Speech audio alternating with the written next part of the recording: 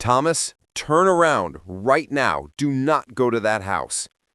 My foot hovered over the brake, because nobody had ever spoken to me like that, not since the firehouse days. I introduced myself in my head the way grief forces you to. Thomas Hale, 67, retired firefighter, widower. I lost my wife, Laura, 6 years ago.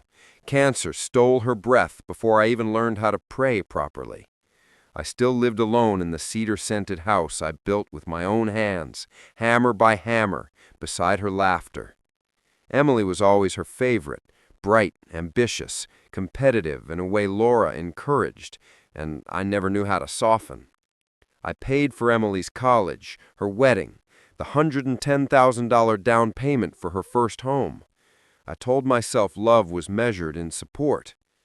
Michael, her younger brother, died in that scaffolding accident, and something in Emily froze over after that. Her hugs turned into schedules, her visits turned into agendas, and the warmth she once had calcified into calculation. I never stopped loving her, but I learned to fear disappointing her. And today, with the phone shaking in my hand, that fear was back. I slowed the truck as I drove down Birchwood Lane, the peaceful suburban street lined with trimmed lawns and American flags flapping in the breeze. The casserole dish, rosemary chicken and potatoes, sat wrapped in foil on the passenger seat, still radiating warmth. Sunday dinner, family time, the one thing I still tried to hold on to. Richard Barnes's voice crackled through the phone, panicked and short of breath. Thomas, listen to me. Do not step foot on that property. You are being set up. I let out a shaky laugh, not because it was funny, but because humiliation is easier to swallow when you pretend it doesn't sting. Richard, it's my daughter's house. It's dinner. What the hell are you talking about? You need to pull over right now. I'm begging you.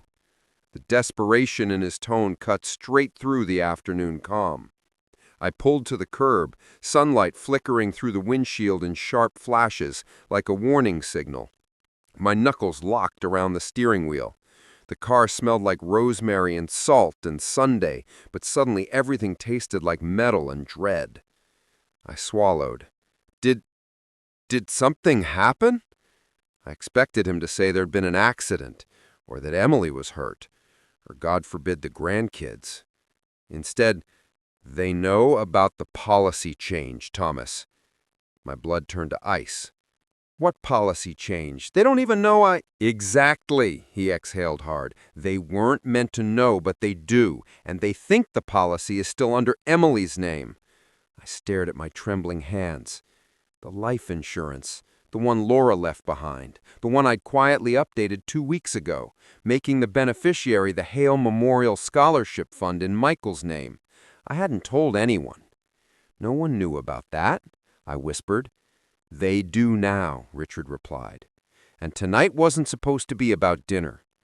Before I could answer, the dashboard lit up. Emily, where are you? We're all waiting. Hurry! That word, patient, jabbed something deep in my ribs. Emily was never patient. She never waited for anyone. Another message arrived, almost instantly. Make sure you bring the insurance paperwork. My mouth dried. I whispered, Jesus Christ. Richard was still talking.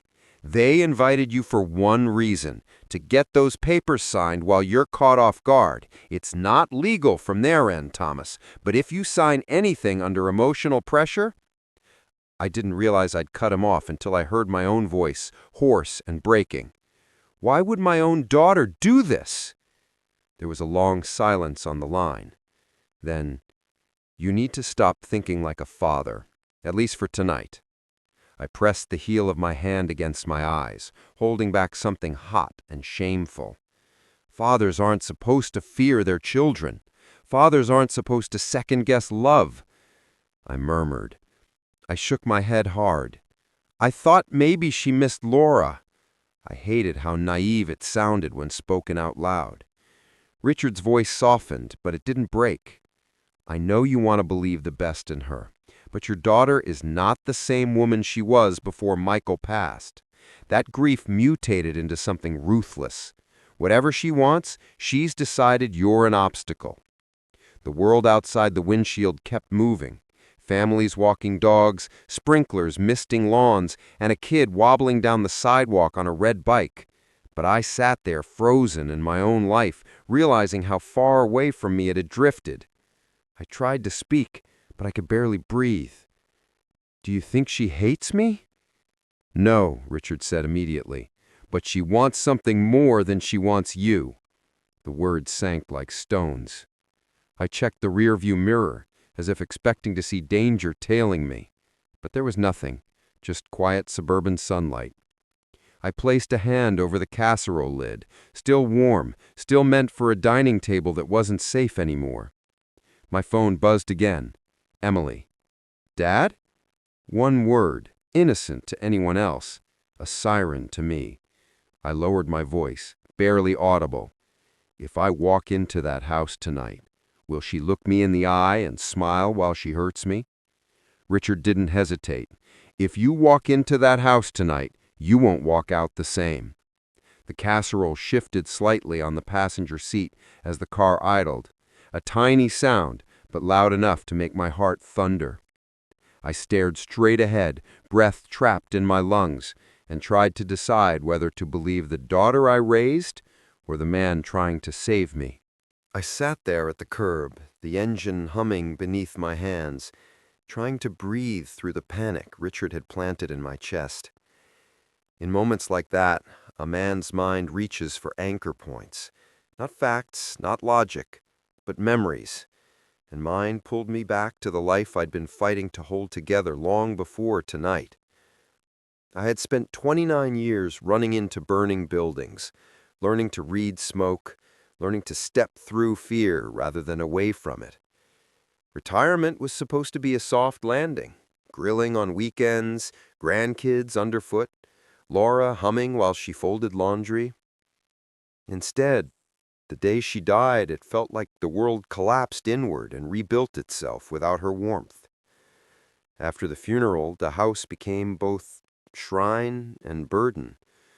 The walls were still the eggshell white she had picked out after arguing with the painter for an hour. Her piano still sat near the bay window, the sheet music open to the same song she tried to perfect, Moon River. No one touched it, not even me. Sometimes I would stand there at night, whiskey in hand, imagining she might sit down and play again if I stayed quiet enough.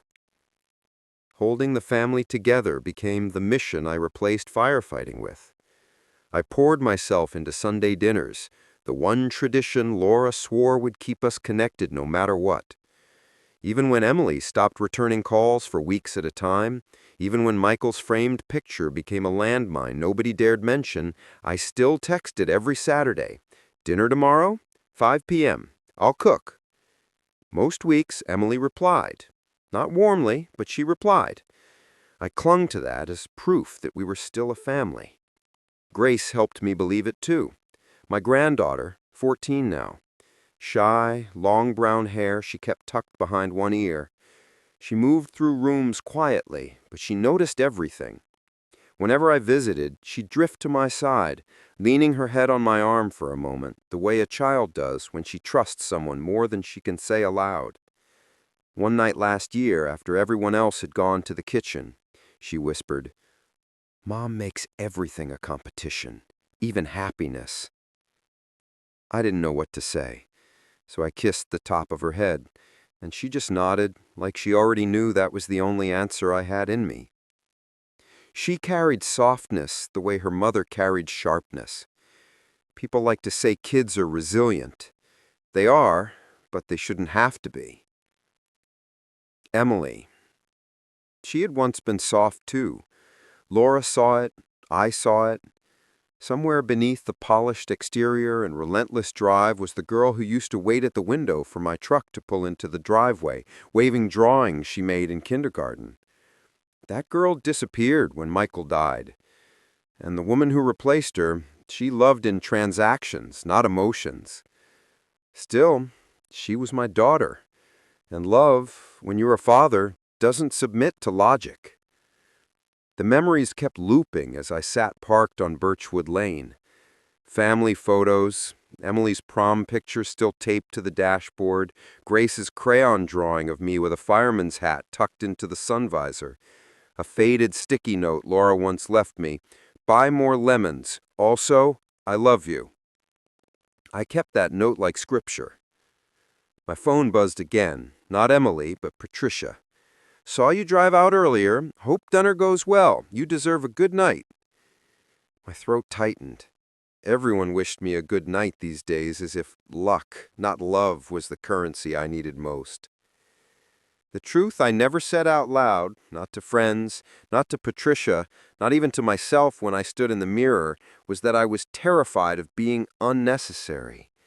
Retirement took the firehouse, cancer took my wife, grief took my son, and I feared that complacency was going to take my daughter if I didn't keep giving her reasons to stay.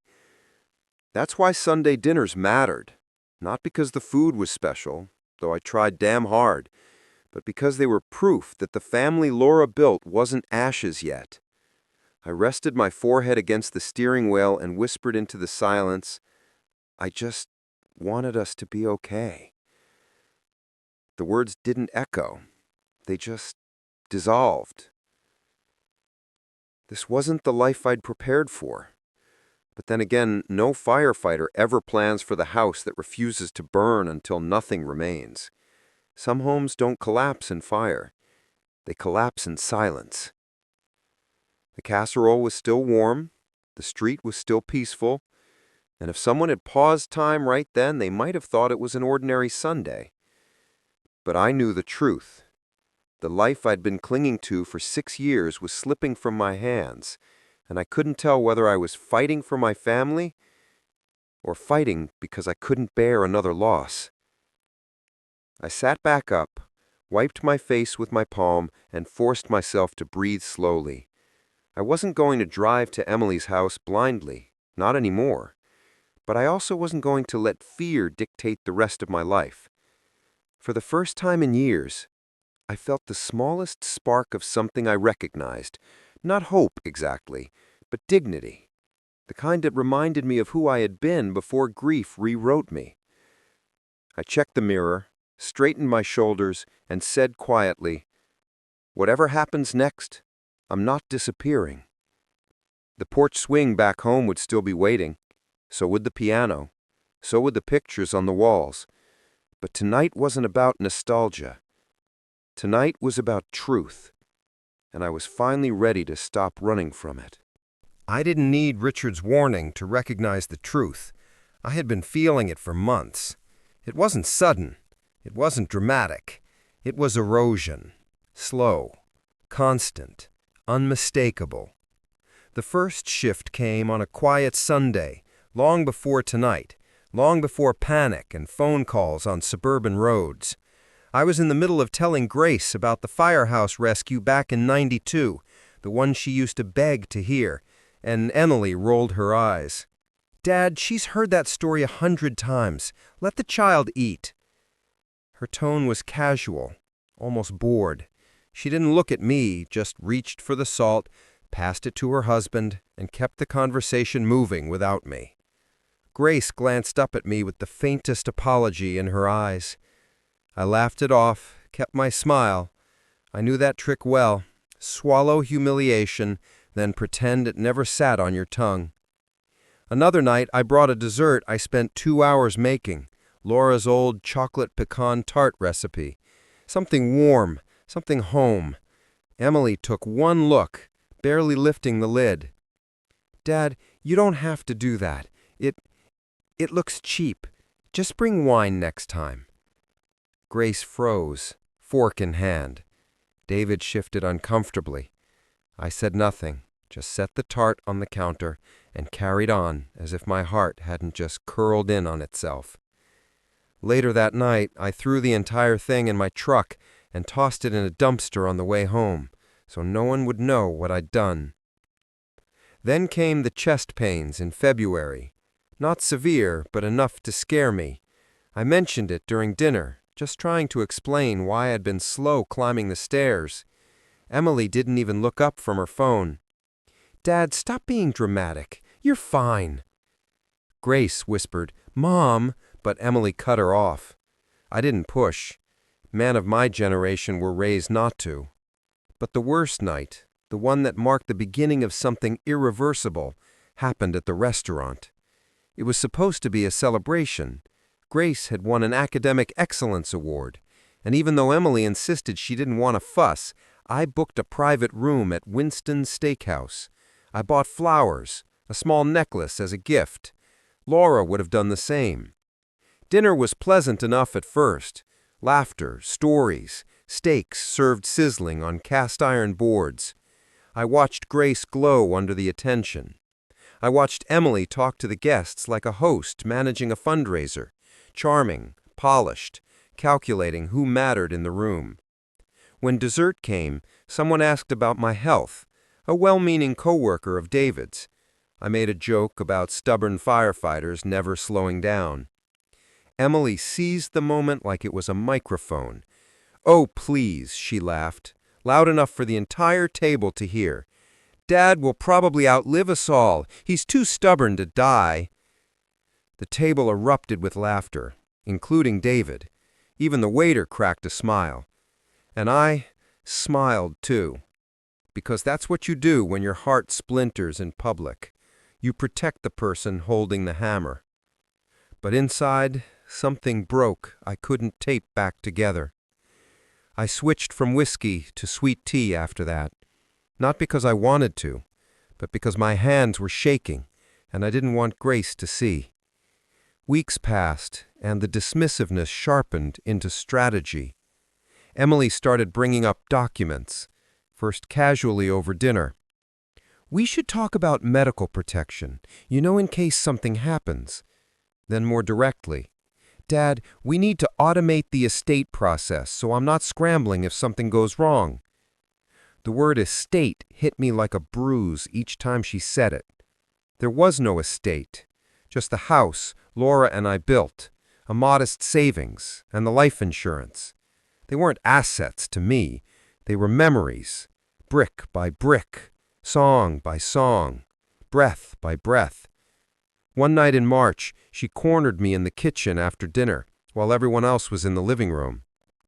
"It's not about money, Dad. It's about responsibility.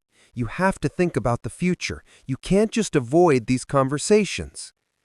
She stood there holding a stack of papers she called planning tools, tapping them impatiently on the counter. I hated how small I felt then. A grown man who once ran into burning buildings to pull out strangers, now shrinking under the stare of his own daughter. "Can we do it another time?" I asked quietly. "Tonight's about family." Her jaw tightened. "Family is planning." I almost told him no. I almost asserted something, anything. But Grace walked in, smiled, and the moment evaporated. I didn't want her memories of family dinners to turn into battlegrounds, so I let it go. Again. A pattern formed, one that Emily orchestrated with precision. At dinner, she dismissed me. In private, she pressured me. In public, she humiliated me, but wrapped the cruelty in humor so no one would call it what it was. Sometimes I'd catch her whispering to David when she thought I couldn't hear. He forgets things sometimes. He's not managing well on his own. Memory issues are starting. I never confronted her. I just sat there at the table, alone in a house full of people, while distant laughter from the next room washed over me, muffled, like I was inside a different world. One night the candle on the dining room table flickered while she leaned toward David, whispering too loudly on purpose. "I swear he repeated the same story twice in one night." I focused on steadying my hand while I poured sweet tea. If I didn't look up, maybe the tears wouldn't surface. But Grace noticed. She always noticed. She put her hand on mine. A tiny gesture, soft but fierce. A child offering protection to the adult who should have been protecting her. Emily didn't see it. David didn't see it. But I felt it like armor. Still, I held on to hope. Hope that Emily was grieving wrong, not living wrong. Hope that time would soften her again. Hope that love, even one-way love, could rebuild a family. When Patricia would see me taking casseroles across the lawn, or fixing Emily's fence, or dropping off money for school trips I hadn't been asked to pay for, she'd shake her head gently, but never scold. "Thomas," she told me once, "love doesn't mean erasing yourself. If someone needs what you give more than they need you, that isn't love, that's dependency." I didn't argue, not because I agreed, but because I didn't know how to want less from the people who were all I had left. In April, after another Sunday dinner where I barely spoke 10 words total, I offered to help clear the table. Emily waved me off. "Dad, just sit, we've got it." So I sat, at the end of the table, alone, listening to muffled laughter from the kitchen, their silhouettes blurred against the frosted glass of the dining room door. Grace looked back at me twice, hesitant, and then followed her mother's gesture toward the kitchen. I sat there with my folded napkin, listening to dishes, clinking glasses, the dishwasher humming.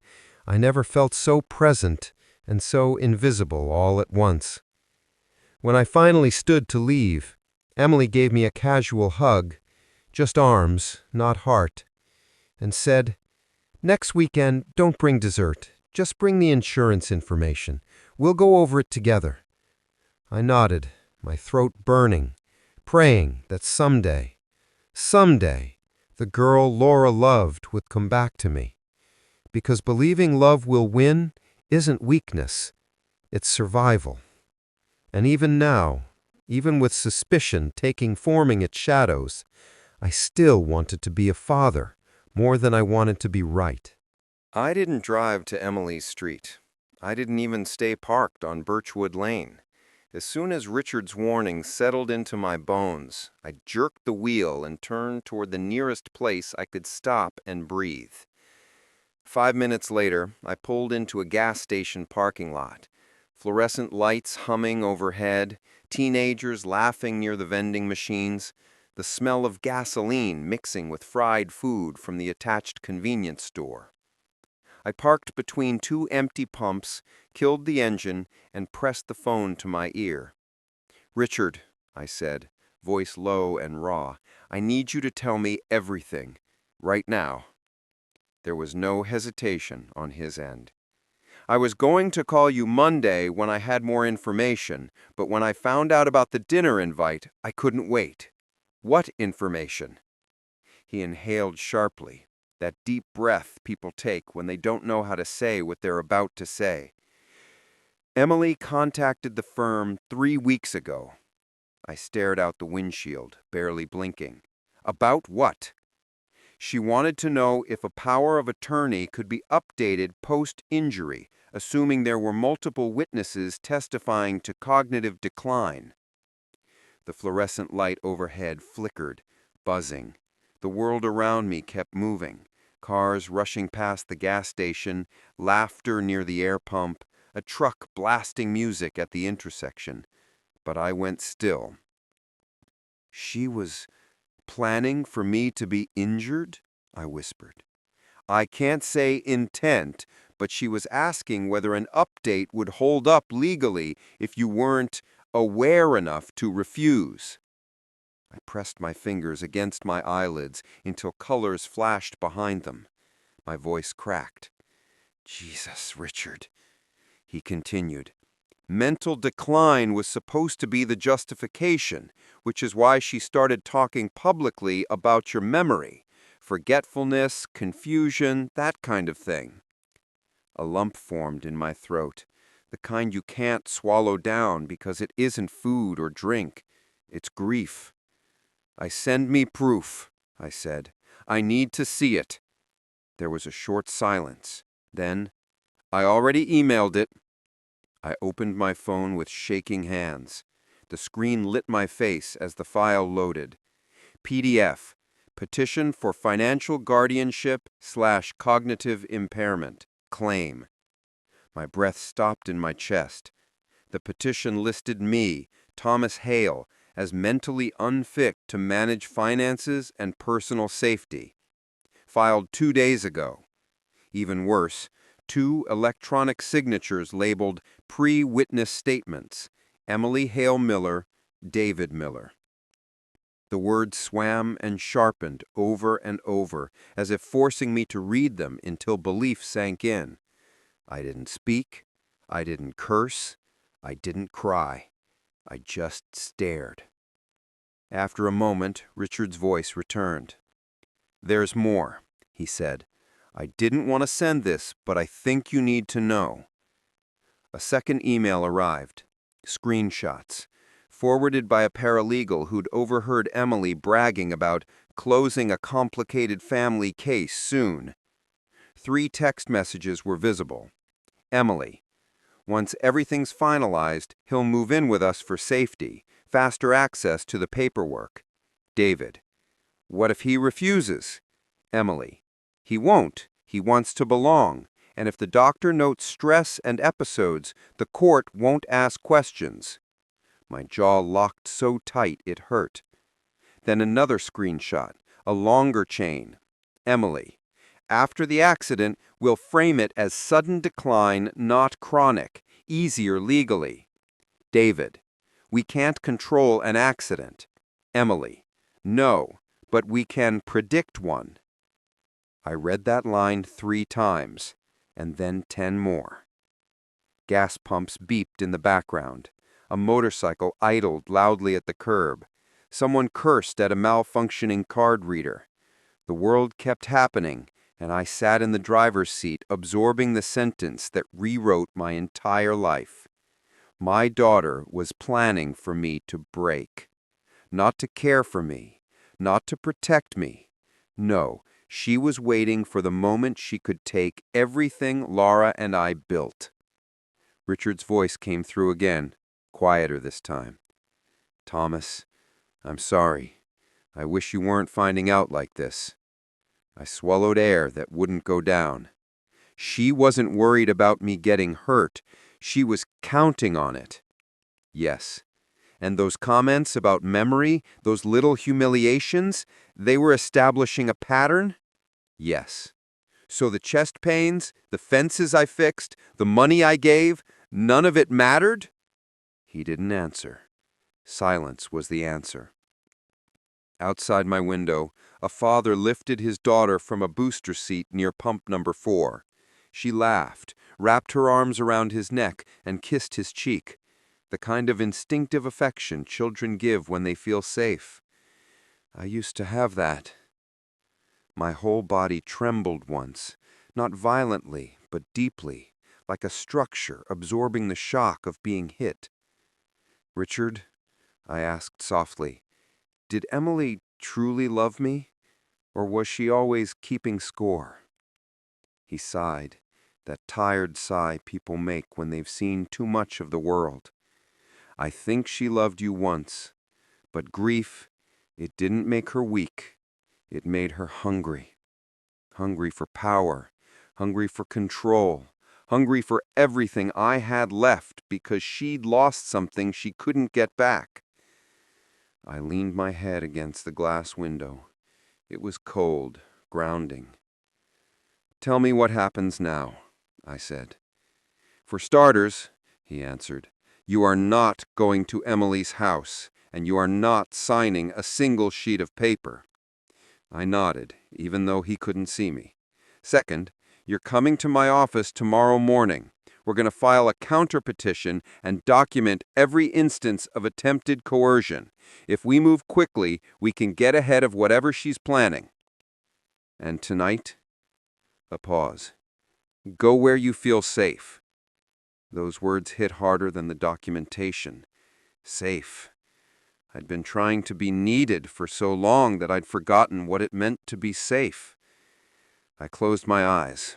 There were 1,000 things I could have said, 1,000 places I could have gone, but the moment clarity replaced hope, my decision became effortless. I hung up without goodbye, not out of coldness, but because there was nothing left to say. I turned the key. The engine rumbled, and I drove. Not toward Emily's manicured neighborhood with the tall hedges and designer porch planters. Not toward the dining table where I'd been diminishing for years. Not toward the house where a casserole was waiting to be carried in, then used as props in a performance of family. No, I drove the opposite direction, toward the only place Laura ever said she felt completely at peace, a place I hadn't visited in far too long because it hurt too much. The cemetery. The hill where her headstone sat under a willow tree, overlooking the quiet lake. The closer I got, the lighter my chest became. Not happy, not healed, but steady. Reality still burned, but it burned clean. My daughter didn't break my heart tonight. She confirmed it had already been breaking for years. The truck rolled forward, gravel crunching under the tires, and I parked in the same spot I used to when Laura was newly gone, and I still believed grief expired if you were disciplined enough. I didn't bring flowers. I didn't bring whiskey. I didn't bring apologies. I brought truth. And for the first time in years, I knew exactly what I needed to say. I got out of my truck, stood there in the night air, and whispered to the earth beneath my feet, "I'm done begging to be loved." The wind didn't answer. It didn't need to. Grace's birthday fell the following Sunday. For 6 years, I had never missed one.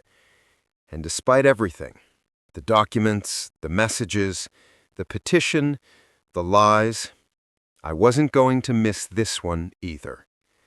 Not to celebrate, to end the war I never wanted. I didn't tell Richard I was going. I didn't call ahead. I didn't text Emily. I didn't bring food, flowers, or gifts. I brought truth. When I pulled into Emily's driveway, the house glowed with soft golden lights strung along the porch, balloons tied to the railing, music floating through the open windows. Laughter spilled out, loud, confident, uninterrupted. The sound of a family that believed I was already defeated. I walked up the steps and knocked once. No hesitation. David opened the door mid-laugh and froze. His face drained instantly. "Thomas." He stepped back involuntarily. That told me everything. Inside, the dining table was full. 10 people, wine glasses, wrapped gifts, a half-cut chocolate cake. Music played from the smart speaker. Emily sat at the head of the table, wearing a bright smile that died the second she saw me. Forks stopped midway to mouths. Someone muted the speaker. Grace rose halfway from her chair in surprise. "Grandpa?" Her voice cracked. That almost broke me, but not enough to stop what needed to happen. I gave her a soft smile. "Happy birthday, sweetheart." Then I turned to the room, calm, measured, steady. "I didn't come here to fight," I said. "I came here to give you one chance to tell me the truth." Emily stood up, abruptly, napkin falling to the floor. "Dad, what are you doing? We're in the middle of dinner." "I know. But you and I both know dinner had a second purpose tonight." "What?" She laughed, a trained, controlled laugh. "If this is about those documents, I told you—" "I told you nothing. You planned everything." Her eyes flared just long enough to expose panic before she covered it with outrage. "Dad, I have no idea what you're talking about. You've clearly misunderstood something." "Misunderstood?" I repeated quietly. "You contacted a law firm to ask whether a power of attorney could be updated post-injury, assuming multiple witnesses of cognitive decline." Gasps around the table. Even the children went silent. Emily's smile twitched. I I was just doing research. It's stressful having aging parents. You didn't ask about aging parents, I stepped closer.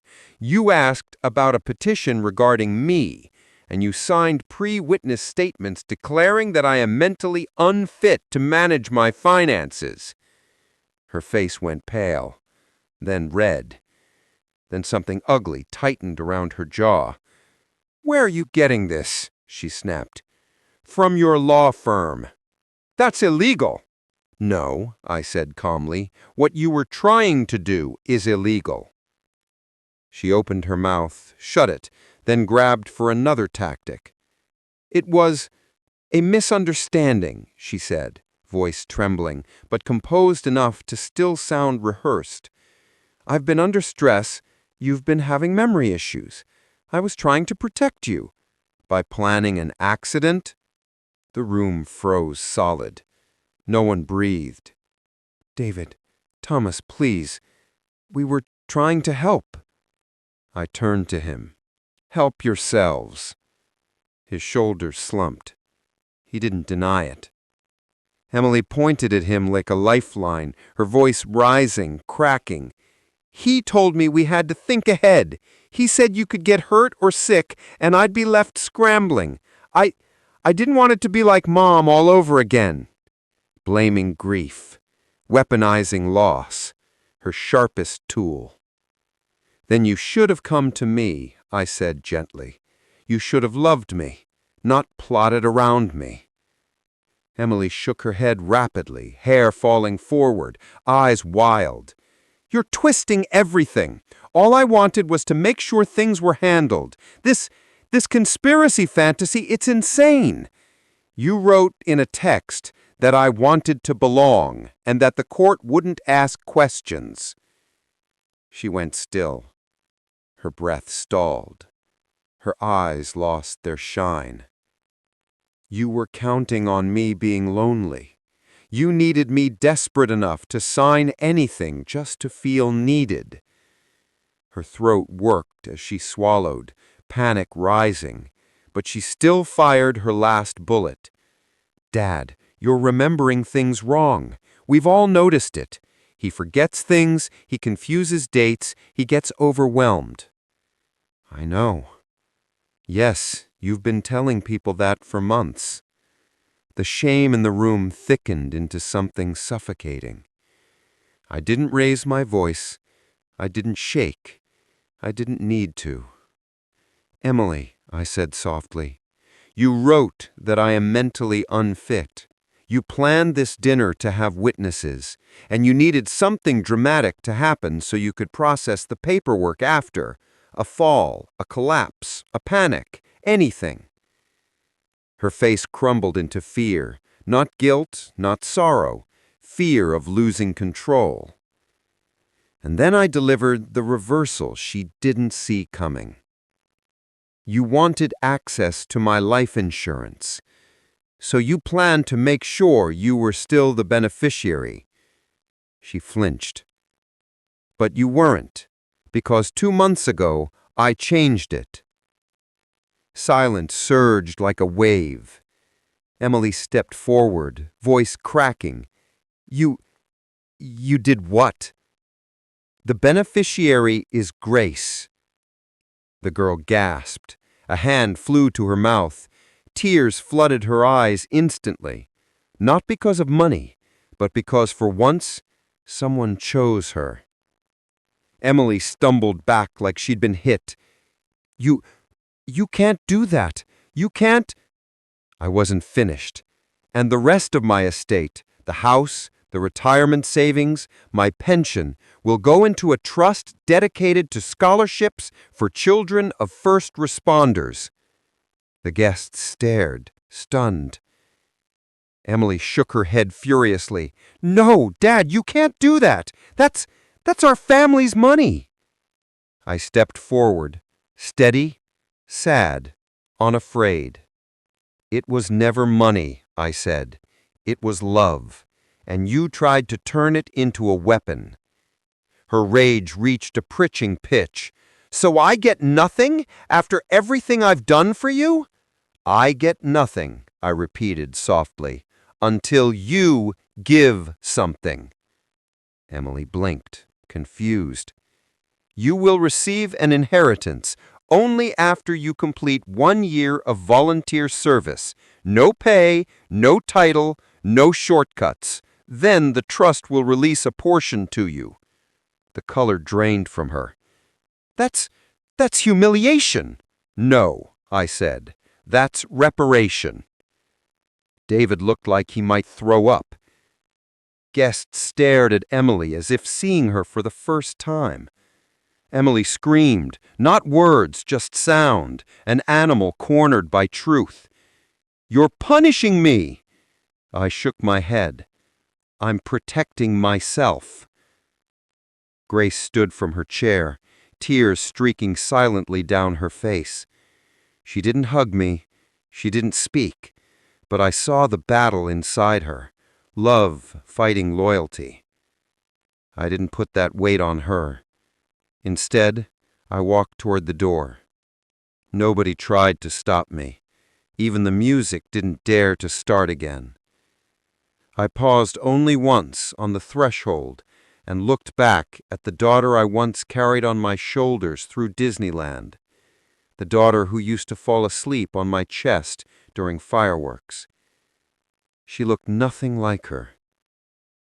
Emily, I said quietly, I came tonight to give you a chance to tell me the truth.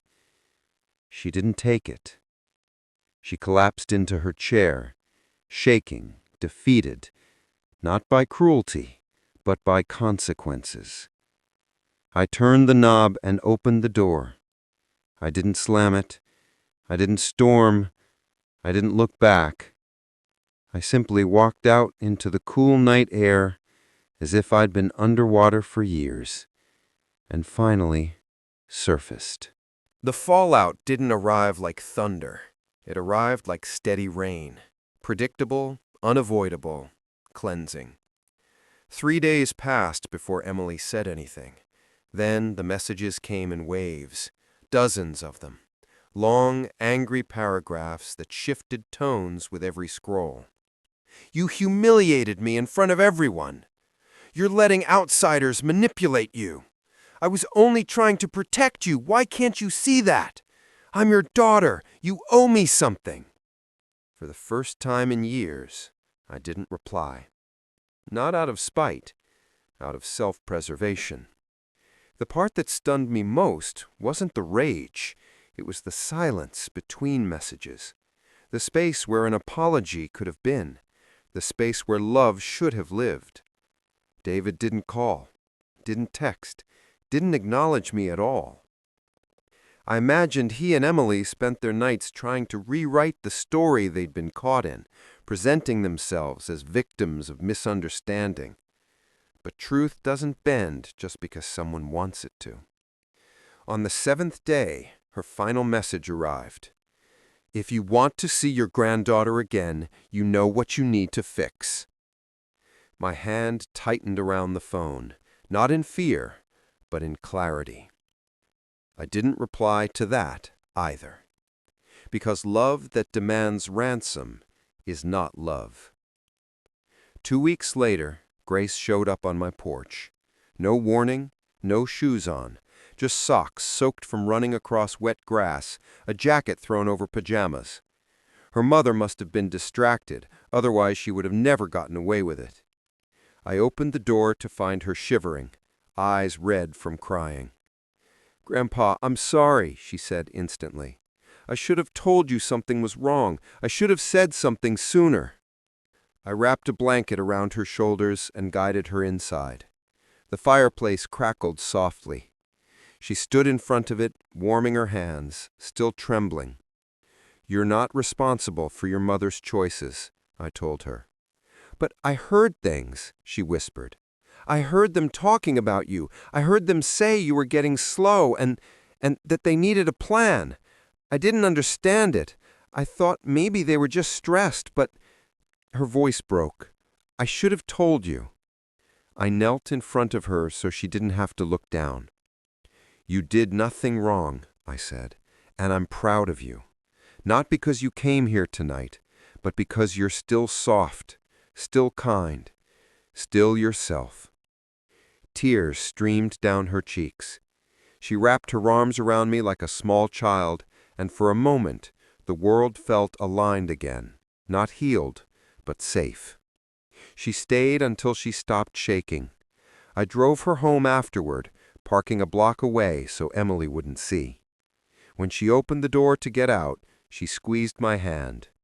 "I love you," she whispered. "I love you more," I whispered back. And I meant it with everything I had left. The legal side came next. Richard finalized the trust documents and the updated will. No flowery speeches, no dramatic signatures, no music, no stage. Just paperwork and protection. He slid each document across the table. I signed them one by one, not with sadness, not with anger, but with relief. The kind that sits in the chest, warm and steady. Richard studied me for a moment. "You did the right thing," he said. "I didn't want to win," I answered. "I just didn't want to disappear." He nodded, understanding more than I expected him to. "You don't have to come to the reading when the trust activates," he added. "I can handle it if you want."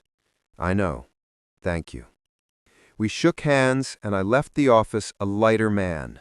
Not a happier one, but a freer one. A few nights later, I sat on the porch swing alone, the one I built for Laura the summer she turned 50. Rain tapped gently against the roof, thin sheets dripping over the railings like curtains. The air smelled like wet cedar and lavender, her favorite candle still faintly lingering in the house despite the years. I pulled an old photograph from my jacket pocket. It was the one of us at Lake Monroe, her hair tumbling over her shoulders, sunlight catching her eyes, her smile alive enough to power a city. I held the photo carefully, thumb tracing the edge the way you touch something sacred. "I hear you," I murmured into the quiet. "I should have protected myself sooner." The admission hurt, but it healed too. Because the truth was, I hadn't spent 6 years trying to keep the family together for Emily. I had been doing it for Laura, trying to honor the mother Emily once adored, the woman who built a home full of warmth and music and open doors. But love isn't preserved by self-sacrifice. It's preserved by boundaries. The rain wrapped the house in soft sound, a cocoon, not a cage. For the first time in years, the silence inside wasn't hollow. It didn't echo. It didn't mock. It rested. The porch swing creaked gently beneath me, slower tonight, as if matching my breath. Somewhere down the street a wind chime rang, faint and pleasant. Cars passed occasionally, their headlights drifting across my lawn like ghosts of a world that was still safe, still capable of goodness. I wasn't waiting for a knock, or a text, or an apology.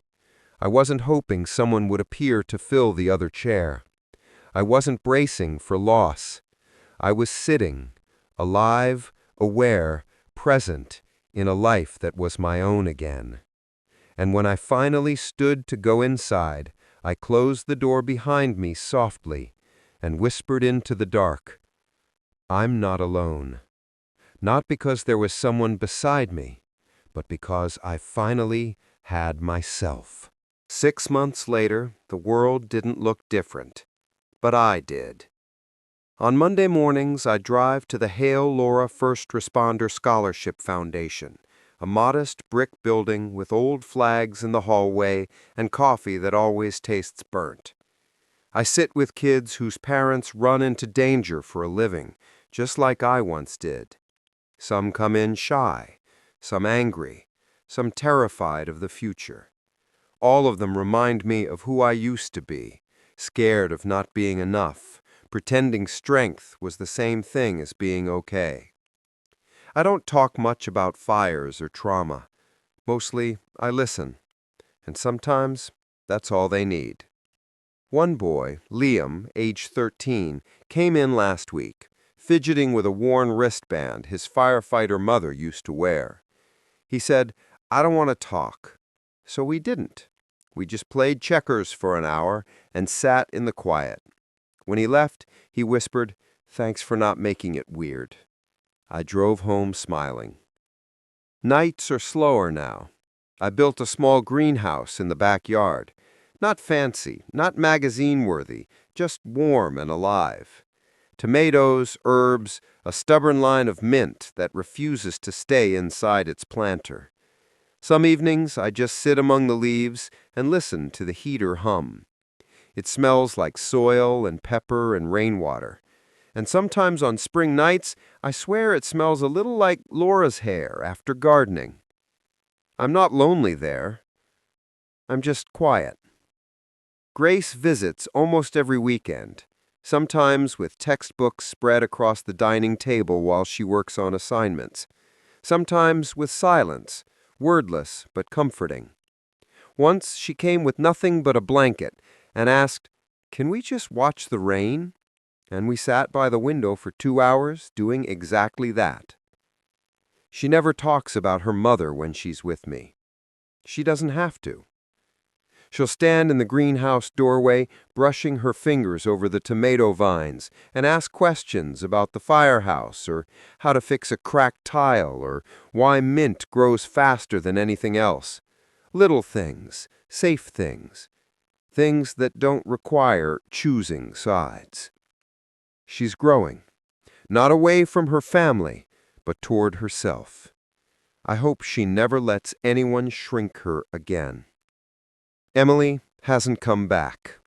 Not a call, not a letter, not a message sent through someone else. There are nights when I sit on the porch swing and wonder if she'll ever forgive me, or if I'll ever forgive her. Love doesn't turn off like a switch. Even betrayal can't kill it completely. There's still a part of me that remembers the little girl who used to fall asleep in the back seat after soccer practice, gripping my jacket with her tiny hand so she wouldn't lose me in her dreams. I still love her. That isn't the question. The question is whether loving her requires losing myself again. And the answer is no. Protecting myself wasn't abandonment. It was survival. Sometimes I see Emily driving down the boulevard when I'm picking up potting soil or groceries. She pretends not to see me. I don't wave. We're not at war. We're just not ready. Healing isn't quick. It isn't clean. It isn't guaranteed. I'm not waiting for the day she comes back. But I'm not locking the door either. If she ever knocks, not demanding, not performing, but as my daughter, not my judge, I'll open it. And if she never does, I'll still live softly. I'll still be whole. The truth I couldn't admit until now is simple. I didn't lose my daughter. I lost the version of myself who thought being loved meant being needed. On my last night in June at the foundation, one of the scholarship recipients, a girl starting nursing school, hugged me and said, "I want to help people the way you helped me." I drove home in the dark with the windows down and the greenhouse light glowing like a lantern in the yard. I sat on the porch swing and breathed, steady, quiet, alive. And in that gentle silence, I understood. I didn't lose my family. I just stopped losing myself to keep them happy.